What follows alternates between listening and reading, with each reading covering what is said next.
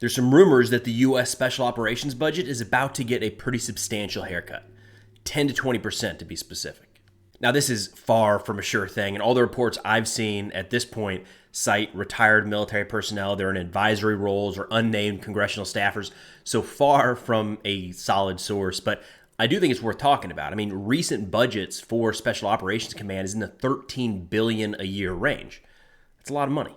I mean, technically, when compared to the rest of the DoD, whose budget this year is north of $850 billion, it is pretty small, but Special Operations is also a tiny fraction of our overall force. Now, it hasn't felt that way for the last few decades. I mean, Special Operations forces across all branches have been pretty heavily utilized in the war on terror and still are today, which I don't think a lot of folks know. Currently, we have Special Operations personnel all over the world. Now, most are conducting training and advisory missions, but there are still quite a few in harm's way. Just in April alone, 2 months ago, which was the most recent roll-up from CENTCOM, U.S. Special Operations Forces conducted a total of 35 direct action raids across Iraq and Syria. Now, while most of our conventional force has returned home, or at the very least is not in an active war zone, Special Ops are very much still in the fight. But the argument being presented today is that our Special Operations Forces have been finely tuned for that counter-terror type mission set and may not be what is needed for large-scale combat operations against China, North Korea, or Russia. Now, that's not to say Special Operations wouldn't be used at all, but the prevailing thought is that the conventional force would carry a much heavier share of the burden, and there wouldn't be as much of a need for the size and scope of Special Operations that we have today. Now, there's a lot of people, a lot smarter than me, digging into that issue, but the challenge they face is that there's no clear answer.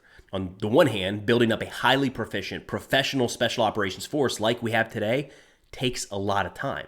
That's just not something you can throw together with a few months of intensive training. So any reduction in budget and resources will impact their ability to operate as they have. No doubt about it. But even with the crazy size of the Pentagon budget as it is today, there's always more that can be done in certain areas. So any focus on Special Operations, in a sense, can take away from priorities elsewhere.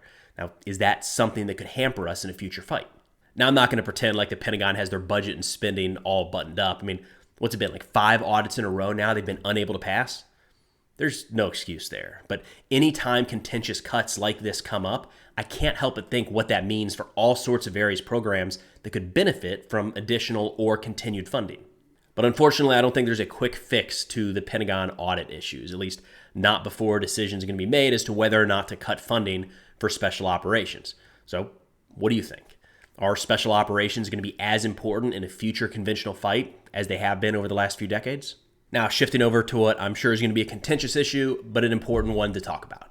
The RAND Corporation just published a study titled Prevalence of Veteran Support for Extremist Groups and Extremist Beliefs. The results are interesting. The focus here, as the title suggests, was exclusively on U.S. military veterans, and they were able to survey a total of 989 people to gather their data. The findings overall, I think, are positive. Like, in a sense, we'll get into the details later, but big picture, it shows that military veterans are less likely than the general public to support extremist groups and ideologies, which, on the one hand, is good news for the military, but it feels the same as when, like, the suicide rate inside of our ranks goes down. Down is good in both categories, but it doesn't mean the work is over. Veteran involvement with extremist organizations has been a pretty hot topic, and understandably so. And I think this study does a pretty good job of sort of showing what the current landscape is and providing a little context. The report points to 3 reasons why veterans might be drawn to or recruited into extremist groups. First, it mentions how veterans are often sought out for their past training, be it tied to weapon systems or even logistics and leadership. Second, having veterans on board with some of these organizations has been used as a sign of legitimacy, helping with recruitment or to gather other followers. Finally, they point to the tight-knit nature of some of these groups, suggesting that it may fill a void often felt by veterans after they leave the service. All right, so there's a little demographic data on the group surveyed. 89% were male, 49% were age 65 or older, 72% were white, 30% made between $30,000 and $60,000 per year, and the split was pretty even on political parties, with 34% saying they favored the Democratic Party and 39% favoring Republicans. The first question was tied to their opinion of Antifa, Proud Boys, black nationalists, and white supremacists. They then asked about the need for political violence and how they felt about statements from QAnon and replacement theory. And once compiled, all of this was set beside national data asking the same question of the broader population. What they found was that across the board, veterans were less likely to view these extremist organizations in a very favorable light and were less likely to completely or mostly agree with the necessity of political violence and statements from QAnon and tied to replacement theory.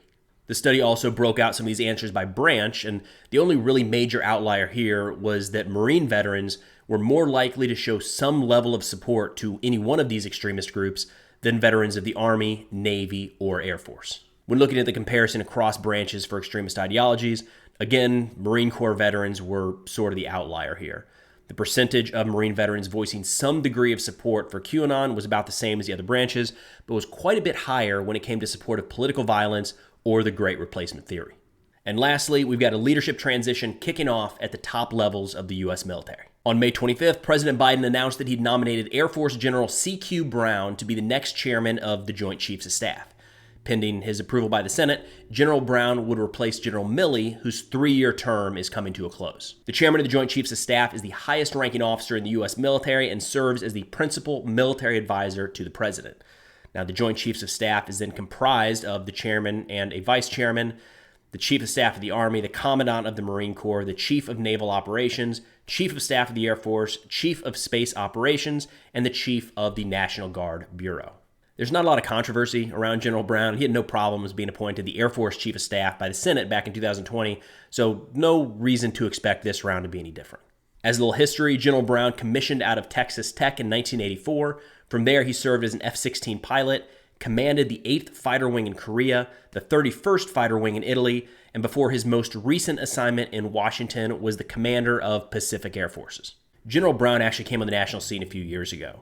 In the aftermath of George Floyd's death, he put out a video talking about his own challenges with racism.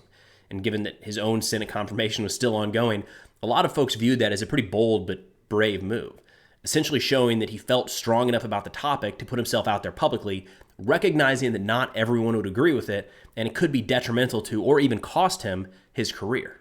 In terms of what to expect from General Brown should he be confirmed as the next chairman, back in 2021, he put out a list of 4 items to the Air Force that could provide a little insight. The first was focused on people. Recruit, train, and retain the best by taking care of airmen and allowing them to reach their potential. The second was tackling Air Force bureaucracy and trying to streamline guidance across the force. Third, competition, saying that airmen must be taught and have an appreciation of the Chinese and Russian mindsets, military cultures, and decision-making processes. And finally, find and rapidly implement new capabilities and technologies that will make us a more capable force in the future. Then as it relates to the war in Ukraine, General Brown has been involved in the planning and resourcing when it comes to the F-16 question. Who will do the training? When will they do it? Where and how will the platforms be provided to Ukraine? Which all looks like it's something that will play out after he becomes chairman. And as I wrap up, just want to say that tomorrow is Memorial Day, where in the United States we remember all of those who gave their lives throughout history so that we can enjoy the freedoms that we have today. So I hope you have the opportunity to spend quality time with your family and loved ones, and maybe at some point during the day, take a few moments to remember those who gave the ultimate sacrifice. But that's all I've got for now. Thanks for watching. I'll see y'all next time.